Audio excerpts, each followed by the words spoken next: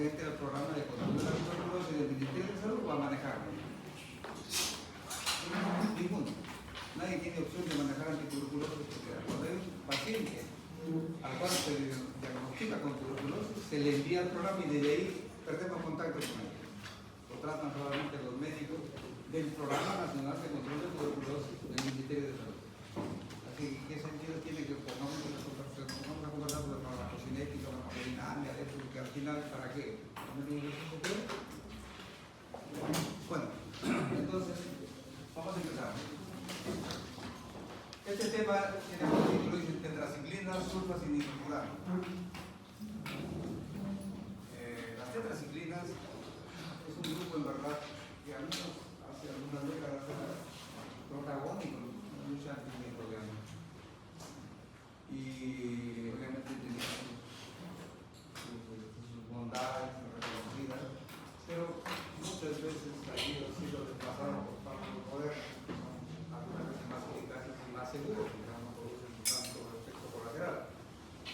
Pero debemos referirnos a ellos como que son algunos antibióticos que alguna vez tuvieron una aplicación notable en la terapia médica.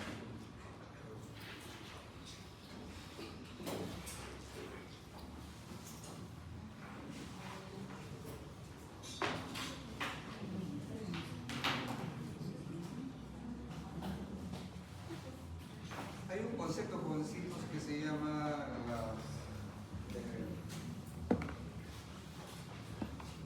las líneas, las prioridades de línea de tratamiento. Entonces nosotros, tradicionalmente, antes era común hablar de fármacos de primera línea,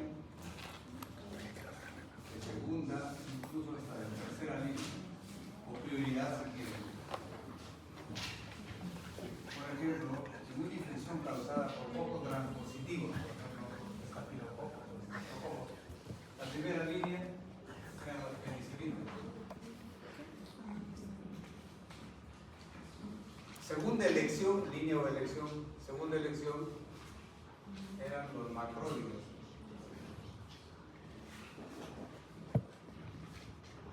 Tercera elección eran las tetraciclinas. ¿Y qué importante tiene esto? En que eso permitía que nosotros actuemos con criterio, ¿verdad? Con un orden necesarísimo de escogencia de antibióticos. Porque obviamente con una mentalidad chata, sin criterio, sin orden, yo puedo decir, bueno, contra los estafilococos son útiles las penicilinas. Son útiles los macrólidos, son útiles las tetraciclinas, son útiles las cefalosporinas, son útiles las quinolonas, son útiles las aminoglucósidos. O sea, todos pueden ser usados en esta infección. Pero lo lógico, lo racional, significa tener en cuenta una serie de aspectos que son fundamentales. El ejemplo, tal vez un poco burdo, es que cuando, por ejemplo, nosotros tenemos un mosco que nos está jorobando la vida en un ambiente tal, lo podemos matar de múltiples maneras, ¿no? Podemos, con un matamosco, matarlo. Pero también puede incendiar el ambiente y lo mato. Puede explotar un cartucho de dinamita y lo mato. Está ahí cumpliendo el objetivo. Pero el objetivo justifica los medios.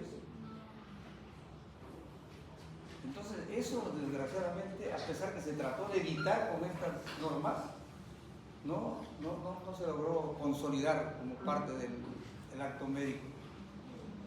Y hoy día estamos padeciendo la consecuencia de ese desorden, de esa falta de criterio, de esa falta de inteligencia.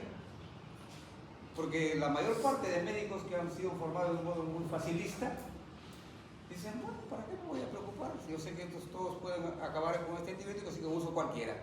Y aseguro que se cure el paciente. Pero ¿cuál es el gran problema que ha traído esto? Es el problema de la resistencia antimicrobiana, que es brutal, jovencitos. En este momento es trágico.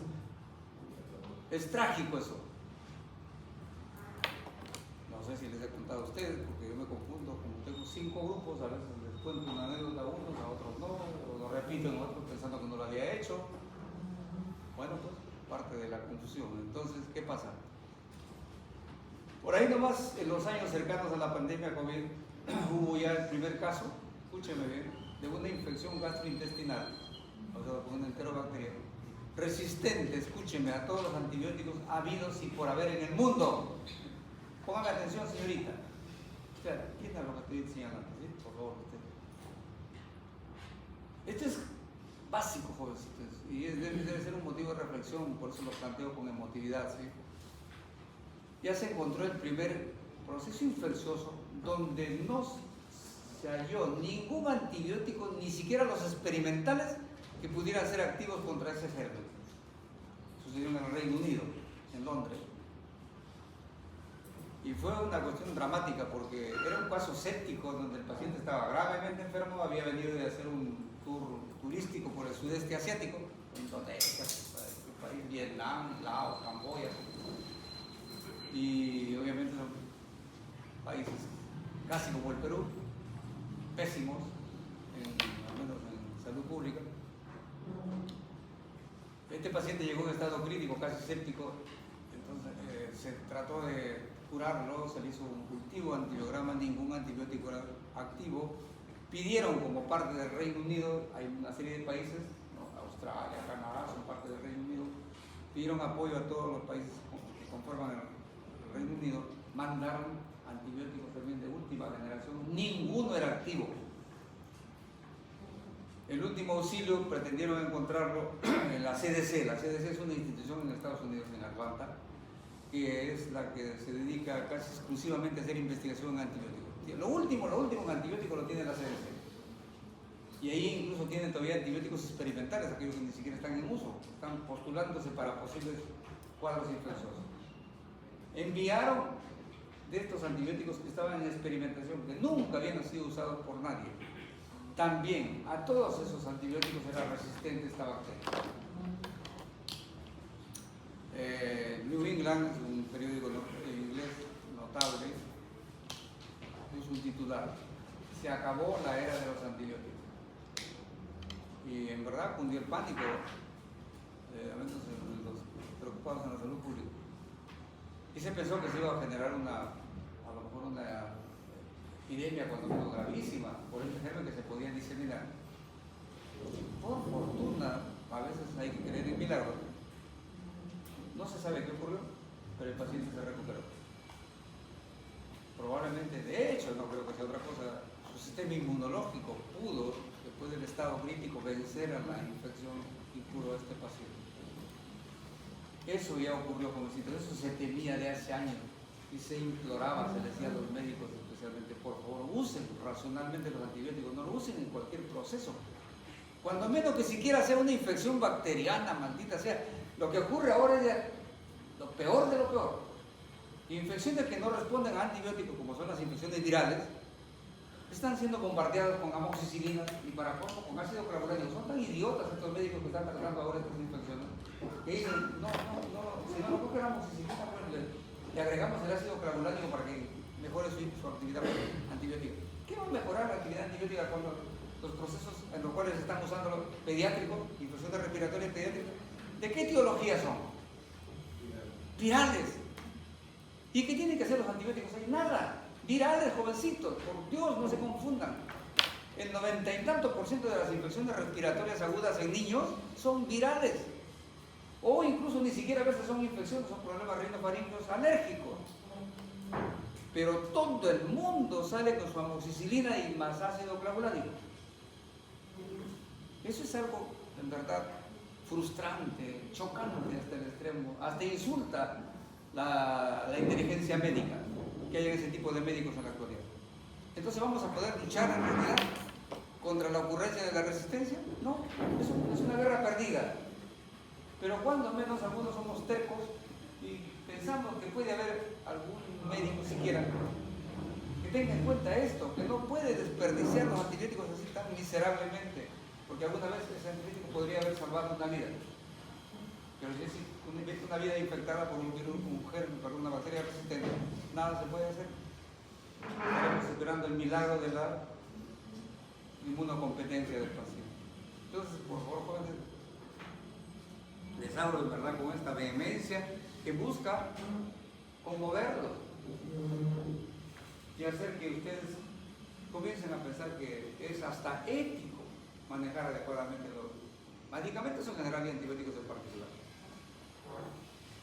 Entonces le dieron una orden estricta: no puede usar en una faringitis común de frente a una cefalosporina.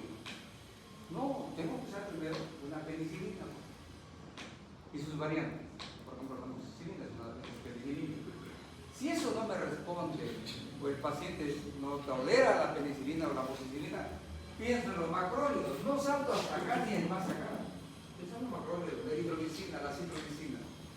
Si esto no lo tolera, paso a la tetraciclina y así voy, de piso en piso, de escalón en escalón. Eso, ojalá se respete y se mantenga así.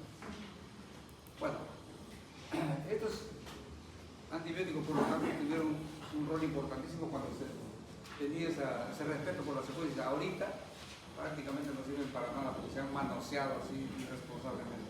Pero bueno, hay que recordarlo y reconocer que son auténticamente antibióticos. ¿Por qué estoy remarcando eso?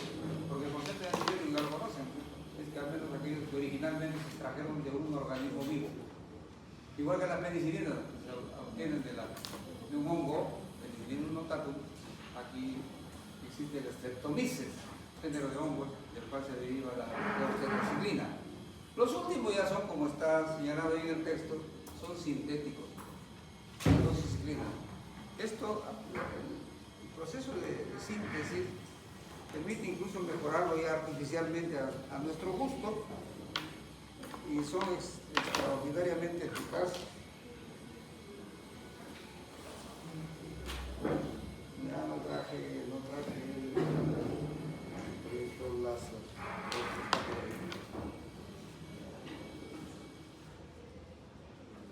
Ya tengo que traer a veces pruebas que quedan pendientes, registro. Más tarde voy a ir a que me acaben de capacitar en cómo subir las notas de los seminarios. Eso es otra jarana. Así que estoy más loco que antes. Bueno, no tengo los seminarios. Proyector láser. Bueno, ¿cómo actúa? Inhibiendo la síntesis proteica. ¿Recuerdan cuando hablamos también de otro grupo de antibióticos anteriores, los macrólidos? Hablábamos de que actúan interviniendo la síntesis de proteínas a nivel de dos factores, la unidad 30S y la 50S. ¿No? Estos actúan a nivel de la 30S. Y esa unidad sí participa, por si acaso, jóvenes, en el metabolismo de las células nuestras. La 50S no tanto. Estos sí, por eso sí tienen un potencial de daño en el hospedero. A propósito de hospedero, ustedes conocen el famoso triángulo epidemiológico, ¿no? ¿Qué habla? Tiene tres componentes, ¿no? Tres actores. Agente, ¿qué? Huésped, ¿no? Huésped y el medio ambiente. ¿Ustedes se han quedado convencidos con el término apropiado del paciente de huésped? ¿Se animan a pensar si es correcto decirle al paciente que participa en el triángulo epidemiológico huésped? ¿Quién es huésped?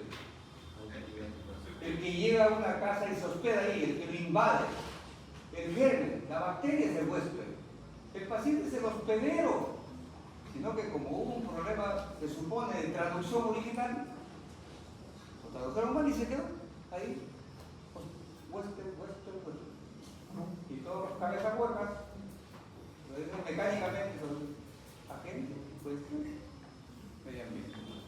Sí, por favor, es hospedero, que no se confundan. Bueno, son bacteriostáticos y bactericidas a la vez, depende de la concentración de la dosis, entonces, y los gérmenes, si son sensibles, bastante poco o menos. El espectro es amplio, como ven ustedes ahí, incluso hasta coge entamoebis talítica, que es un parásito, no solamente coge bacterias, sino también parásitos, por eso son de amplio espectro.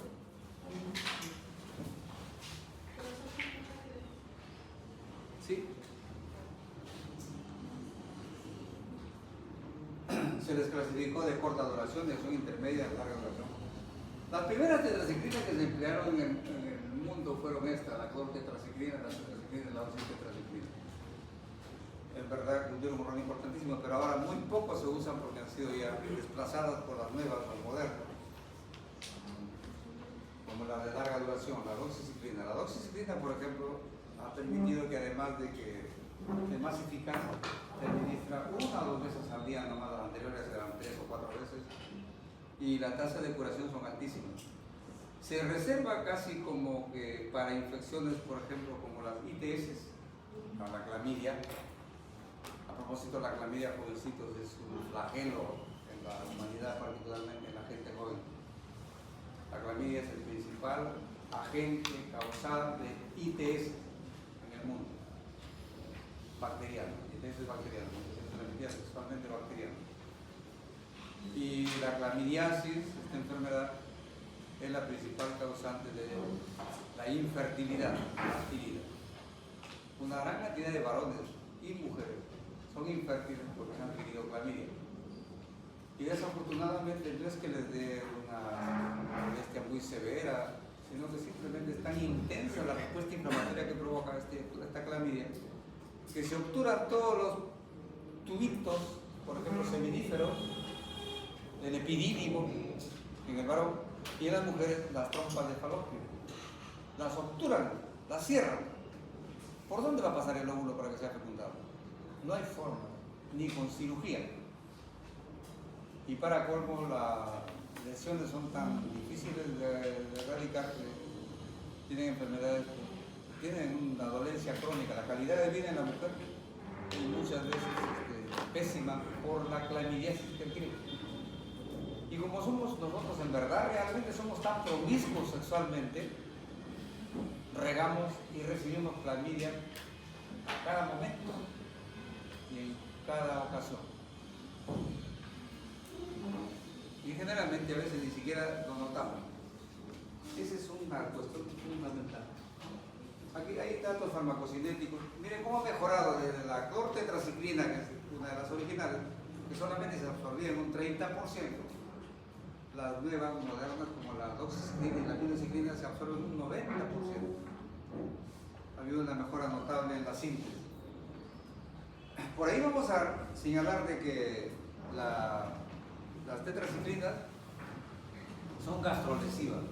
No tanto, o sea, no estoy diciendo que son agresivas de manera contundente, categórica, no, pero pueden producir irritación gástrica notable a veces. Entonces, ¿qué puede ocurrir si no manejamos bien los fundamentos farmacológicos? Entonces, yo tengo un paciente aquí, le doy, por ejemplo, doxiciclina. Pongan que tenga acné. En el acné es extraordinario la doxiciclina. Extraordinario. Para el acné pustuloso, aquel que tiene obviamente pústulas en la cara o donde sea. Porque hay un acné comedónico que es solamente una masa de tejido graso sebáceo, eso no corresponde a eso. Bueno, entonces irrita el estómago. Yo le digo, bueno, voy a ayudarle a superar su ardor de estómago. Me animo a darle antiácidos, porque el antiácido corrige rápidamente el ardor de estómago, la dolencia epigástrica. Pero ¿qué es lo que encontramos acá? Forma complejos insolubles con calcio, que tiene la leche, por ejemplo, y el hierro, el magnesio y el aluminio que tienen los antiácidos. Así que yo le doy el antiácido, le mejoro su irritación gástrica, pero ¿qué estoy haciendo con el tratamiento antibiótico? Lo estoy anulando. Es contraproducente entonces usar por si acaso antiácidos en la gastropatía por tetraciclina. La distribución es amplísima, por si acaso la tetraciclina llega incluso a incrustarse o incorporarse, si quieren el término, en el tejido óseo, en los huesos. Ya no se ve mucho ahora, pero antes sí, por favor. ¿Cómo se evidenciaba esto en la dentadura del paciente? Era gente con la dentadura verdosa, casi transparente, muy frágil, rápidamente se entraba en caries severísima, pésima dentadura. Y obviamente si pudiéramos haberle hecho un examen, digamos, por ejemplo, ¿cómo se llama? Cuando muere uno, una autopsia, y hubiésemos mirado su hueso, serían verdes completamente, casi extraterrestres, ¿no? Bueno,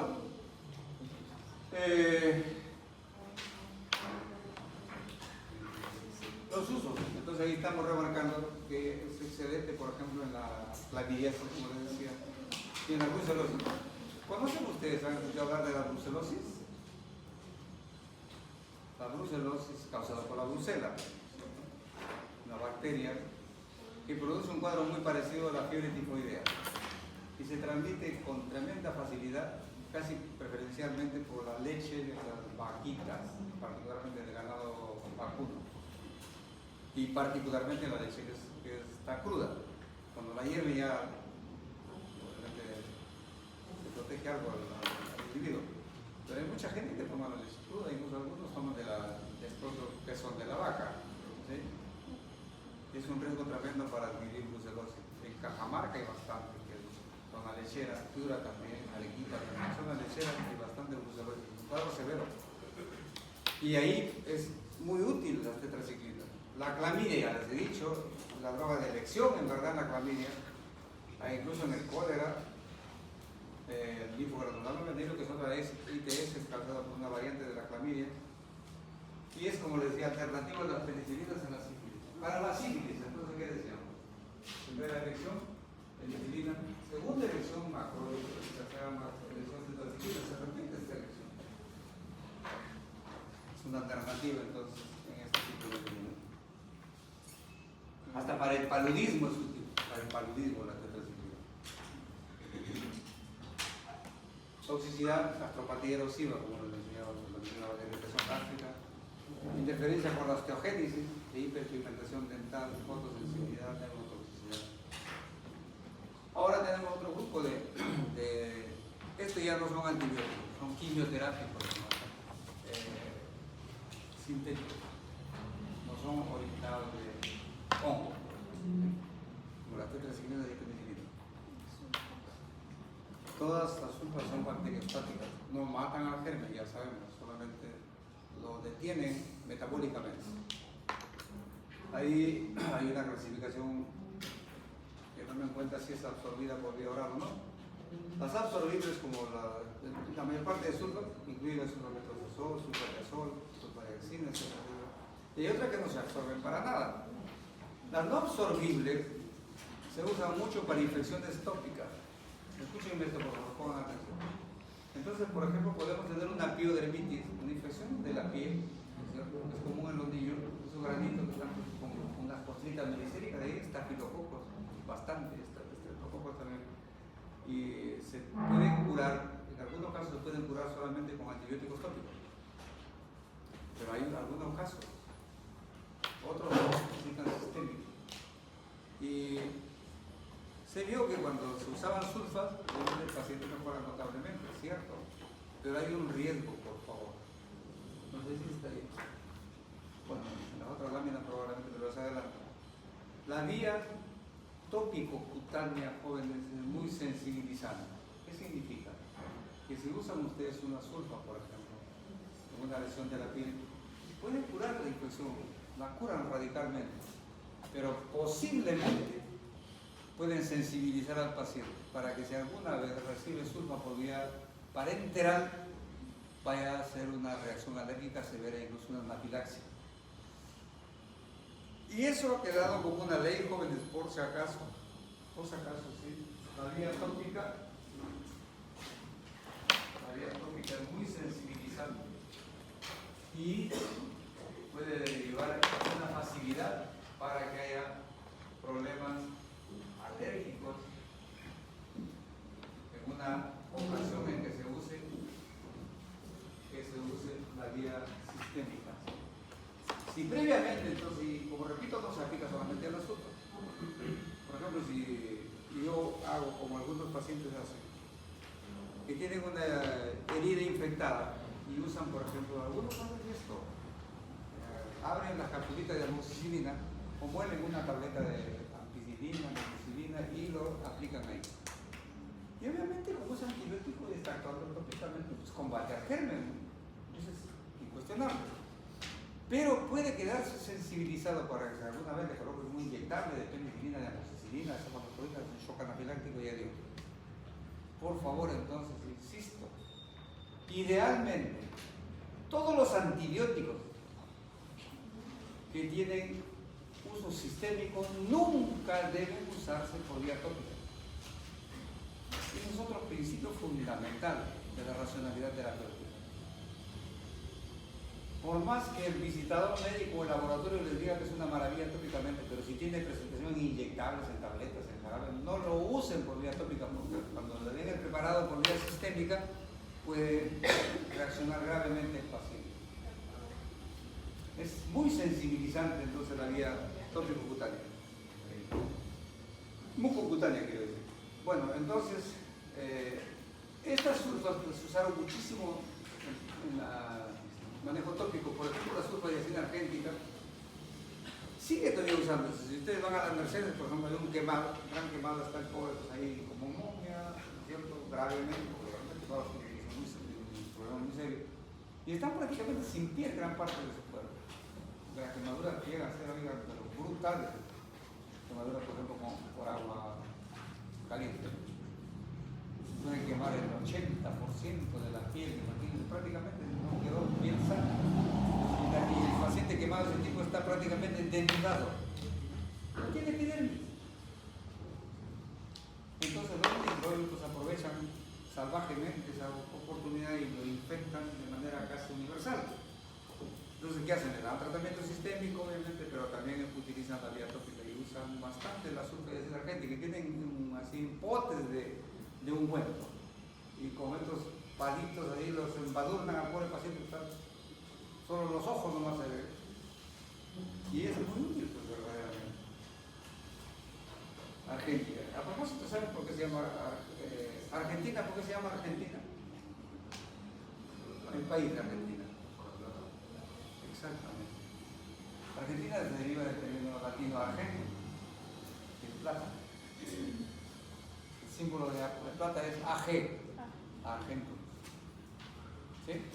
Entonces por eso se llama Argentina, no porque en Argentina hay harta plata, sino simplemente porque está alrededor del río La Plata. ¿Saben también por qué se llama Venezuela? ¿Venezuela? ¿Por qué?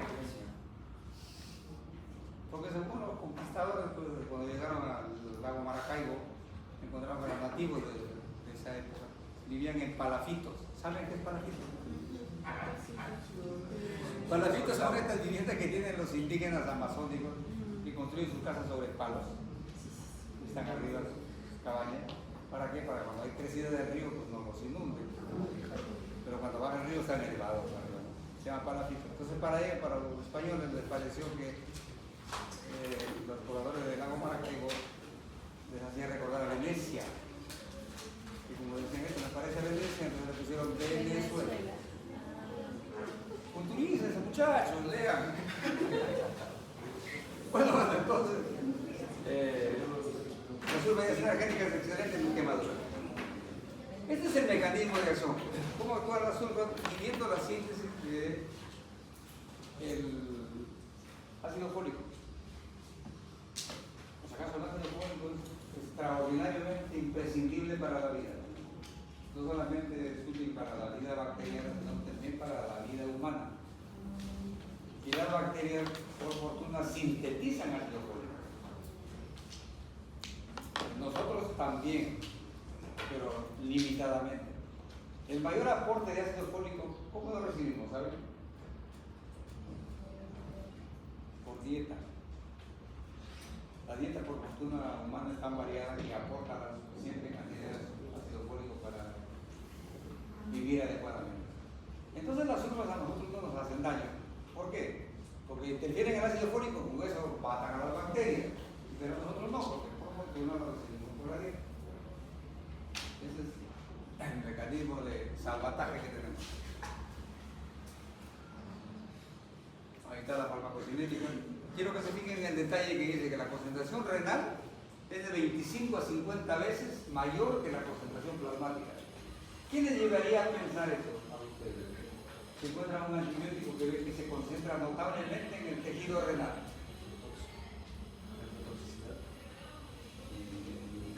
Parte, sí, pero algo más de utilidad, digamos.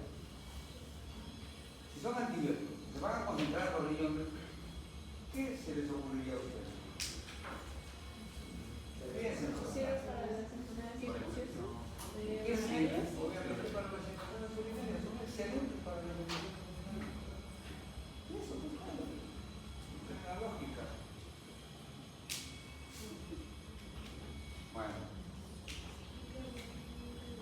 toxicidad obviamente existe, pues el gas intestinal, puede haber depresión de la médula ósea, claramente.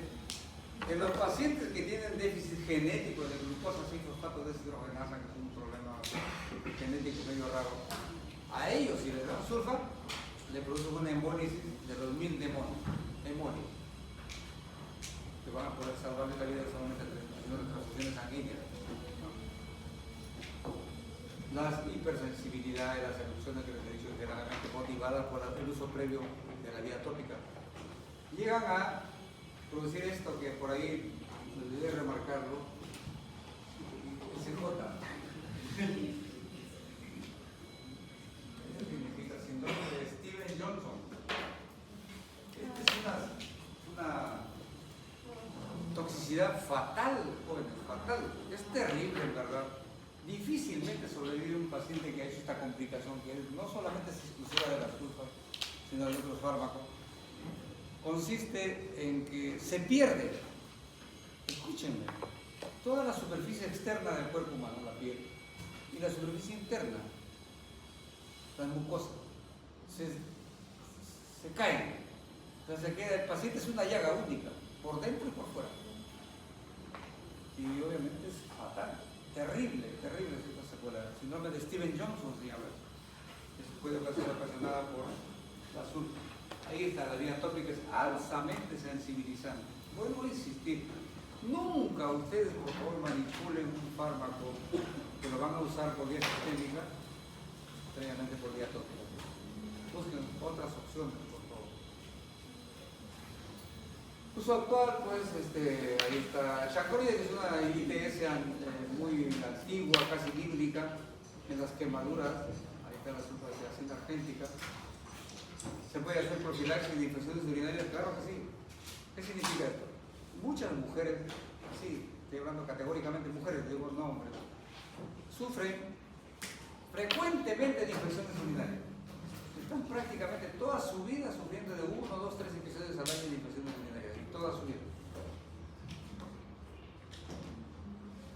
En la mayor parte de casos, eso es así por una costumbre, discúlpenme la grosería, estúpida de hacer higienes genitales. Peor aún ahora, motivada por las grandes propagandas televisivas, comerciales, de productos cosméticos para los genitales femeninos. Usa el champucito íntimo de los criados, el jabón ácido. Oigan, este mundo es tan estúpido que expresa barbaridades. Jabón, por cuestión química, ¿puede existir un jabón ácido? Por definición, ¿qué es un jabón? Es alcalino. Por Dios, suave. Alcalino. Entonces, ¿cómo puede haber algún miserable que diga jabón ácido? Es un insulto cotidiano a la lógica elemental. No existe el término, es incompatible hablar de jabón ácido. Podrá ser cualquier cosa ácida menos jabón. Y entonces, la mujer está bombardeada permanentemente porque debe comprar tal cosita que lo tiene fresquita, deodorizada, que huele bien, como si lo pararan mostrando para que lo huela la gente. Es oligofrénico. Así que por favor, ¿cuál es el gran problema? Que parece elemental, luego se va a tomar mi tiempo para graficar esto.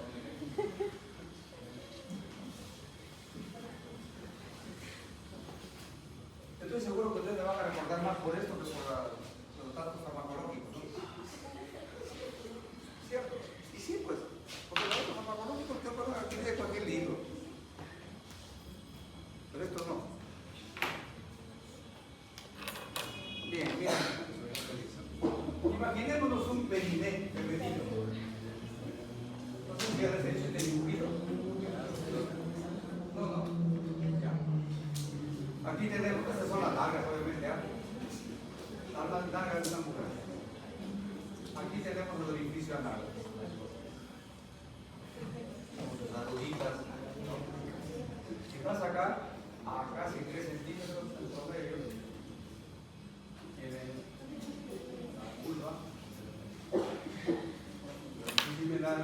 genitales internos.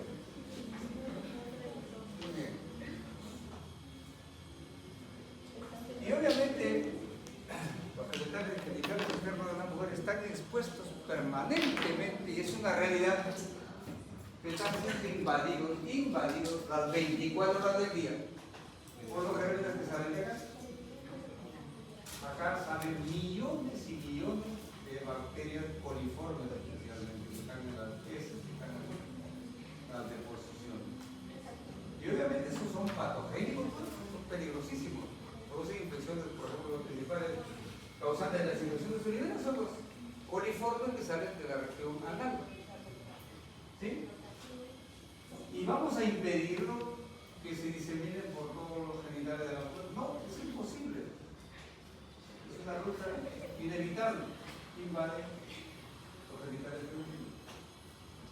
Pero ahí está pues la bendita evolución. Si quieren ustedes creer en un Dios fundamental, es la evolución. No la crea una área de inteligencias divinas, ni tonterías. La evolución ha hecho que aquí se generen mecanismos de defensa y existe lo que llamamos el ecosistema vulvovaginal. Ese ecosistema vulvovaginal está compuesto por dos factores: la flora vulvovaginal y una condición de acidez extraordinaria en las secreciones genitales femeninas con pH ácido. La flora tiene infinidad de gérmenes, pero son saprófilos, viven ahí. Ahí está incluso un hongo muy popular que se llama Candida albicans. Y que algunas veces se vuelve patógeno y produce cantidad de problemas irritativos, como una secreción como requesón, picazón intensa, y que algunos desubicados dicen que puede producir ITS. Oigan, hay brutos por todos lados. En la ginecología hay una sarta de brutos. Y cuando encuentran a una mujer con estas lesiones muy, digamos, incómodas, un flujo como leche cortada, abundante en verdad, igualito al requesón, y con un prurito intenso, entonces le dicen, miren esto, por favor escuchen, le dicen a la chica o a la pareja, dicen, por si acaso aquí has adquirido Candida albicans, y esto por favor te voy a dar tratamiento para ti y tu pareja. Ese mensaje miserable, no solamente torpe, sino irresponsable, ¿qué problema va a generar en la pareja? Un conflicto de los mil demonios, porque obviamente que está hablando indirectamente de una ITS. ¿Quién se lo va a transmitir la ITS? Su pareja, pues. A veces sus parejas. ¿Se dan cuenta? El problema que se genera es serio, es serio esto. Conflictos tremendos. Les digo que hay que estar en la vivencia para que puedan detectarlo a cabalidad el costo de estos errores conceptuales. No es ITS, no se transmite sexualmente. No, solamente se vuelve patógeno este hongo cuando hay inmunodepresión. Bien, bueno, entonces la Candida albicans está ahí. Hay mobiluncus, hay micoplasma, hay estafilococos en todo caso, hay carnerela, etcétera, etcétera, cantidad de gérmenes. Y todos están como conformando un batallón que va a competir con estos que están invadiendo los genitales. Va a competir, ¿verdad? Y los controlan, los frenan. No pueden combatir estos gérmenes patógenos a esta hora cuando está conservada. Y para colmo, la acidez acaba de aniquilarlo. Por eso la mujer puede vivir feliz y tranquila, sin infecciones genitales, a pesar de que está defecando una o dos veces al día, a veces más. ¿No es cierto? Y no necesita hacerse higienes tan brutales como los que le recomiendan. Saben que los filipinos se lavan la región perineal cuando hacen el dorso. Es la única cultura humana que cuando se van a hacer sus necesidades llevan un lavador de agua y se lavan todas las veces que pueden. Su costumbre. Bueno, entonces, ese es el mecanismo de defensa fundamental que tienen las mujeres. ¿Y qué hacen cuando se aplica jabón? Cuando se lavan los genitales con jabón común. Destruyen el ecosistema vulvovaginal, por Dios, jóvenes, destruyen el ecosistema vulvovaginal, contribuyen al resecamiento de los genitales y comienzan a venir los problemas subsecuentes, irritación, infecciones agregadas, el polvo de los polvos. Así que ese mensaje que especialmente le dan en su casa a su mamacita, peor las abuelitas, cabeza cuadrada, dinosaurios, que le dan esos consejos tremendos, hijito. Si te vas a un sanitario, por favor, no te sientes, de lejitos nomás. Así les aconsejan a uno, ¿no? No miccionen pegadas, sentadas en el sanitario porque se le va a subir un micrófono. Es ridículo, en verdad es ridículo. Es como aquella que dice que pierden la virginidad por algo. ¿Cómo perdió la virginidad? Porque yo montaba mucha bicicleta. ¿Qué? Sí, ese pobrecito. Ya, verdad. Bueno, entonces, jóvenes, ese es el gran problema. Cuando aprenden a hacerse lavados, están rompiendo este equilibrio cotidianamente y ahí sí los gérmenes se aprovechan y comienzan a producir problemas infecciosos. Ahora, alguien, algunos me dijo, no, pero doctor, pues si nos estamos echando agüita nomás, agüita limpia. Primero, tomen una muestra del agua que toman, compárenlo con la muestra de orina. Les va a sorprender. La muestra de orina es aséptica, pues. Es aséptica, no tiene bacterias. En cambio, el agua que tomamos tiene millones de bacterias. Nadie toma agua destilada que está purificada. Así que, jóvenes, no se traigan su cuento. Bueno, entonces dice, doctor, pero solamente nos echamos agüita. Miren ustedes, hay un efecto que yo llamo efecto película. Estos pulmones son los principales boicoteadores que tengo. ¿Verán que paro desechando pulmones? ¿Será que mi maletín tiene algo malo? Supóngase que tienen dos láminas de vidrio ahí, ¿ya? En una de ellas, o mejor dicho, primero en una lámina dejan caer una gota de tinta líquida, digamos rojita, o sangre si quieren, pues, déjenlo caer. Cae la gotita de sangre y se queda como una semiluna, ¿no? ¿Han visto esto? ¿Ese fenómeno? Queda como una semiluna ahí. Pero si previamente le han aplicado agua, cuando está mojado, y dejan caer la gotita de tinta roja o de sangre, se va a quedar como una semiluna ahí. ¿Qué dice tu izquierda? ¿Qué dice? No, pues, va a difundir por toda dirección, por todo lado. Eso es inevitable, es una ley física. Esto es lo que ocurre exactamente en la zona perineal de la mujer cuando se echa agüita. El echarse agüita, ¿qué ha hecho? Le dio el vehículo para que más cantidad de gérmenes aprovechen la humedad y asciendan por todo el perineo de la mujer. ¿Se dan cuenta cómo incluso hasta la agüita es pernicioso? Pues lo que tiene que hacer, para que les incomoda la humedad, pues es un papel higiénico de contacto, listo, no tienen por qué hacer más cosas. Tampoco crean por si acaso que es muy bueno los famosos toallitas asépticas que usan algunas, ¿no? O las que usan particularmente las niñitas pequeñas. Toallitas, todos los días compran toallitas. Estamos en un mundo embrutecido, embrutecido hasta el extremo. Bueno, entonces, este es el asunto del por qué hay tanta infección urinaria en las mujeres. Es rarísimo, probablemente en la vida médica de ustedes muy poco van a ver, a veces nunca, una infección urinaria en varones. Porque anatómicamente el varón está protegido, pues es diferente. Bueno, ¿dónde estábamos? El cotrimoxazol es un caso particular. El cotrimoxazol tuvo una época que fue extraordinariamente usada, muy útil. El cotrimoxazol es una combinación de una sulfa, que es el sulfametoxazol, que es una sulfa de reacción intermedia, se dice, Y el trimetopreno, que es un antibiótico, un quimioterápico huérfano. ¿Saben por qué dice huérfano? Porque no hay ningún otro quimioterapia de su familia. Es el único de esa especie tan rara, el trimetopreno. Y que tiene una acción sinérgica con las sulfas porque actúa en dos pasos metabólicos de la síntesis del ácido fólico.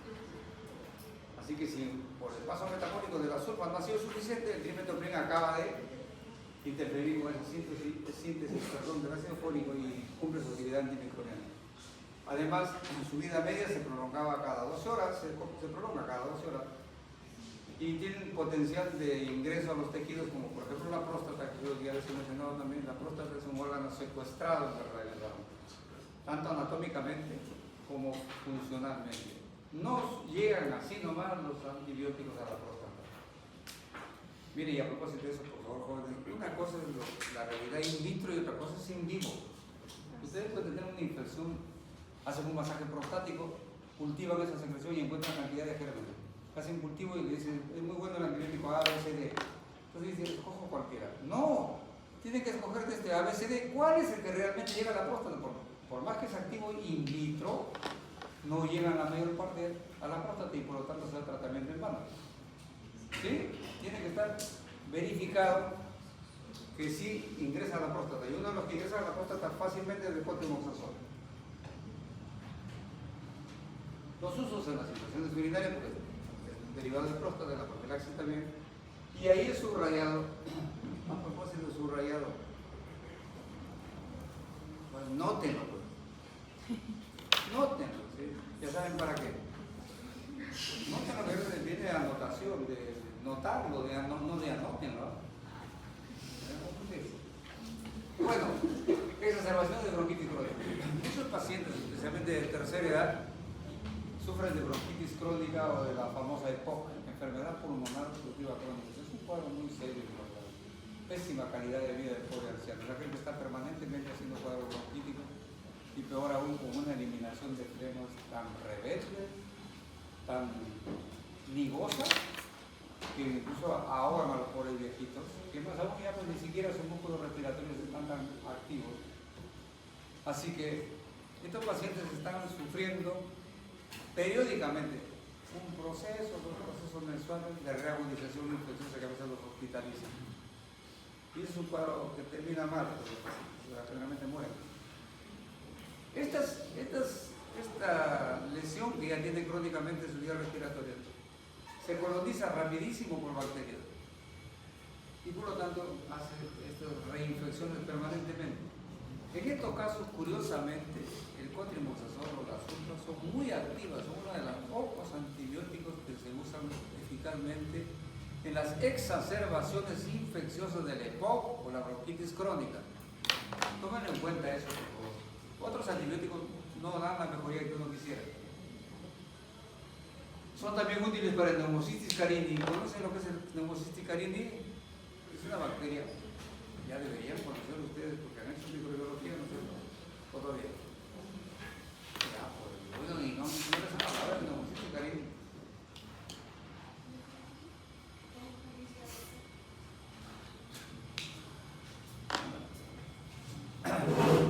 Ah, tú me pedías, sí, también sabía. Yo pensé que te ibas al baño. Bueno, el Pneumocystis carini es una bacteria que existe en todos nosotros, ¿no? Y es apófita. Pero en el paciente inmunocomprometido, como el que tiene SIDA,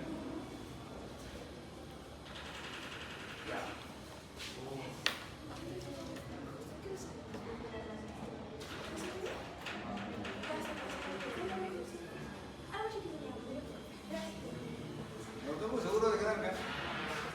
Ah, no, sí. Bueno, ese Pneumocystis carini en el paciente con SIDA los mata. A nosotros que estamos inmunocompetentes ni siquiera nos hace cosquillas, pero a los pacientes con SIDA los mata por sepsis.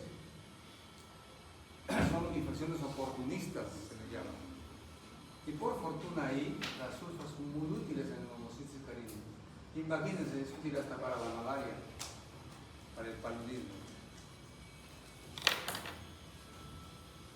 El otro grupo de son los nitrofuranos. Hay tres tipos ahí, la nitrofurantoína, la nitrofurazona y furazolina. Prácticamente cada uno de ellos es para una sola infección. Por ejemplo, la nitrofurantoína es exclusivamente útil contra las infecciones urinarias. No se aplican en ningún otro proceso. También es para tratamiento supresivo. Y lo remarcable de este quimioterápico es que, curiosamente, los términos no hacen mucha resistencia, siempre son sensibles. Así que si tienen una infección urinaria en la que quieren asegurar que sí pueda curarse el paciente, usen nitrofurantoína. Se supone sí que deben usar infecciones urinarias no tan sépticas, porque ahí no son tan activos. En las infecciones urinarias comunes sí es bastante activo. La resistencia es muy baja, pero como dice ahí, va a estar posiblemente en aumento por uso indiscriminado. O sea, como siempre se está usando de manera excesiva. Ahí están sus RAMs, polineumonitis, hepatotoxicidad, irritación gastrointestinal. La furazolidona, que es el otro, se usa exclusivamente para infecciones gastrointestinales. La nitrofurantoína era exclusivamente para infecciones urinarias. Esta es para infecciones gastrointestinales. Por ejemplo, lo que pasó la Escherichia coli, salmonella, la tifoidea, incluso ahí es uno de los tratamientos, la shigella. Por si acaso el término es shigella, no es shigella. Shigella. Hasta para el parásito Giardia lambert. Tengan cuidado ahí, dice posibilidad de hipoglicemia. Y tienen un paciente diabético y a lo mejor tiene una diarreíta por ahí, no usen la furazolidona, no usen otra cosa porque lo puede llevar a la hipoglicemia. Complican el manejo antidiabético. El otro es la nitrofurazona, que es exclusivamente un antimicrobiano tópico para piel, heridas de piel y mucosa. Este es el famoso furacin, probablemente han escuchado que se usa comúnmente en los hogares. Una cremita amarillita que lo usan para curar el piel. Es excelente, ¿verdad? Para como antibacteriano tópico. Muy bien. Eso entonces es el tema de